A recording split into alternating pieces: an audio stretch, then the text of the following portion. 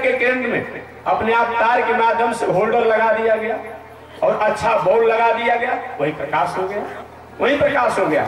वो अलग से प्रकाश नहीं है, अगर वहां से बंद कर दिया जाए ये प्रकाश नहीं होगा। वही बताया गया है। तो बताया गया है निर्गुण और सगुण में कोई भेद नहीं है। बताया गया है जो निर्गुण है वही सगुण है, जो सगुण है वही निर्गुण है। जब एक दुनिया में ऐसे आजकल के दार्शनिक नास्तिकों का जब बोलबाला बढ़ जाता है तो परमात्मा अपने आप में रहने के बाद भी अपने आप दिखाई नहीं पड़ते हैं। और जब भक्ति का, धर्म का, संस्कृति का, सभ्यता का जब बढ़ोतरी होता है तो अपने आप क्या करते हैं, वही परमात्मा अपने आप में हर जगह हमें अनुभूति ही अनुभूति होते हैं, दर्शन ही दर्शन होते हैं। इस तरह हमारे आचार्यों ने अपने आप निवेदन किया। जो हमारे सुखदेव जी अपने हृदय में निवास करने वाले परमात्मा की अनुभूति कर रहे थे, और जब उन्होंने श्लोक को जाना कि बरहा पीडम नटवर बपु कर्ण यो कर्णिकारम, इस श्रीमद् भागवत महापुराण का श्लोक है। यह श्लोक ऐसा है कि इस श्लोक का आज भी अगर पाठ किया जाए तो निश्चित रूप में अपने आप बताया गया है रक्षा होती है। रक्षोबल मंत्र है, बुलेट प्रूफ का काम करता है। इस मंत्र का जप किया जाए तो शत्रु का भय नहीं रहता है, कहीं हिंसक जीवों का भय नहीं रहता है। कहीं इस मंत्र को जप करते हुए और अपने आप में कहीं ऐसे भयावह जगह पर आप है और इस मंत्रों का अगर जप किया जाता है तो निश्चित रूप में भय का निवारण होता है। इस तरह वराहा पीडम नटवर बपु कर्णयो कर्णिकारम, ऐसे इन श्लोकों को जब छोटे छोटे व्यास जी के शिष्यों ने जब उच्चारण किया तो सुखदेव जी ऐसा भगवान जो मोर के पांव का मुकुट लगाया है, पीतांबर को धारण किया है, इनका घुंघराला बाल है, सांवला शरीर है, तो क्यों न परमात्मा को अपने आप में स्वीकार किया जाए। और सुखदेव जी महाराज ने अपने समाधि तोड़ दिया, और समाधि तोड़ करके उन छोटे छोटे बालकों से कहे बच्चों क्या ऐसा श्लोक हमको और सुनाओगे? एक हाँ सुनाएंगे, हमारे गुरु जी ने पढ़ाया है, आपको भी हम सुनाएंगे। अच्छा सुनाओ। ये श्लोक कहाँ से तुमने जाना है? एक हमारे गुरु जी ऐसा ऐसा 18,000 श्लोक जानते हैं। अच्छा तब आपके गुरु जी हमको भी पढ़ाएंगे क्या? हाँ चलिए। सुखदेव जी जे नहीं चलने के लिए तैयार जब हुए तो विचार की भगवान की कोई जरूरी नहीं है कि जिसका स्वरूप सुंदर होगा उसका स्वभाव भी सुंदर होगा, ये तो बात नहीं है। ये सुखदेव जी मन में भावना किए कि जिनका स्वरूप और रूप सुंदर होगा उसका स्वभाव भी सुंदर होगा, ऐसी बात नहीं है। ये विचार करके क्या किए हुए वे अपने आप में पुनः चुपचाप समाधि में बैठे। तो पुनः दूसरा श्लोक व्यास जी के शिष्य ने उच्चारण किया, अहो वकीयम किल काल कूटम।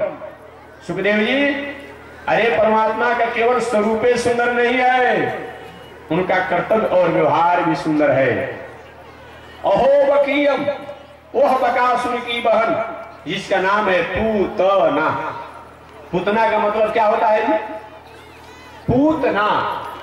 जब उमलते उमलते वास बनते बनते सब उड़ जाएगा और किसी का टुकड़ा का अपने आप में हो जाएगा। वही परमात्मा निर्गुण और सगुण में है। निर्गुण माने क्या होता है? वह परमात्मा जब देखता है कि अत्याचार, अनाचार, पापाचार की सीमा बढ़ गई है, नास्तिकों, कुमारियों, कुतर्कियों की सीमा जब बढ़ गई है, ये दुनिया में रहने के बाद भी दिखाई नहीं पड़ते हैं, अलग हो जाते हैं।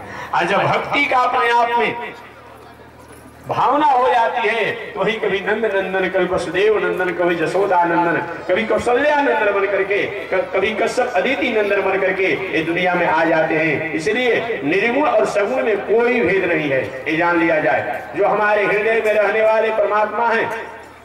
दूसरा उदाहरण में निर्गुण क्या है और सगुण क्या है? जनरेटर चल रहा है तो जनरेटर का करंट जो है वो क्या है? निर्गुण है। आप जनरेटर के तार के किरण को देखने से पता चलेगा। मुजफ्फरनगर जिला के सुकताल क्षेत्र में गंगा के पावन तट पर पहुंचे और पहुंचने पर अपने आप में राजा परीक्षित जो सांप लग गया था, उस सांप के कारण अमरण अनशन में थे। उस समय राजा परीक्षित ने प्रश्न किया, महाराज ये बताएं, जो व्यक्ति मरने की तैयारी नहीं किया है और मरना सुनिश्चित है, ऐसे व्यक्ति को क्या करना चाहिए?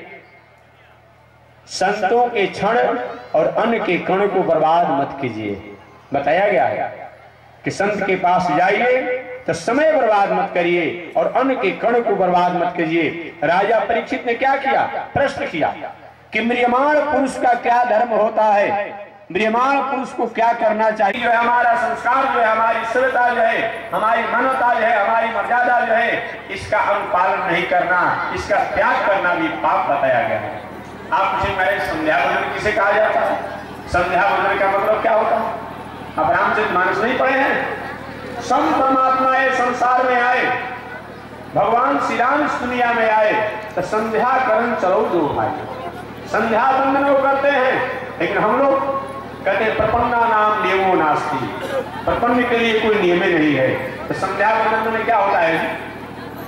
हमारे द्वारा रात्रि में जब हम शयन करते हैं तो रात्रि से लेकर प्रातः काल के बीच में जो कुछ हमारे द्वारा स्वप्न में जान अनजान में कोई पाप हो जाता है, अपराध हो जाता है, या दिन में हमारे द्वारा नहीं चाहने के बाद कुछ अपराध हो जाता है, कुछ पाप हो जाता है, इन पापों के मार्जन के लिए प्रातः काल और रात्रि का समापन और प्रातः काल का प्रारंभ का जो समय होता है उसको अपने आप में गजबेर आ संध्या वेला कहा जाता है। दिन का समापन और रात्रि का प्रारंभ जो होता है उसको भी अपने आप संध्या वेला कहा जाता है। मध्याह्न काल का प्रारंभ और अपने आप अगले पहर के प्रारंभ होता है समापन, वो भी कहा जाता है। दिन में मध्याह्न काल और पुनः मध्याह्न काल का समय जो होता है, इसलिए बहुत संत महात्मा त्रिकाल संध्या करते हैं। कम से कम त्रिकाल नहीं हो सके तो एक काल तो संध्या वंदन करिए, एक काल तो संध्या वंदन होना चाहिए। तो संध्या वंदन का मतलब क्या होता है? हमारे द्वारा जो 24 घंटा में जो पाप हो जाते हैं, जो अपराध हो जाते हैं, उन अपराध के मार्जन के लिए अपने आप में एक संध्या वंदन किया जाता है। आप हमारा जो पापे को भी नहीं करते हैं, ऐसा वाला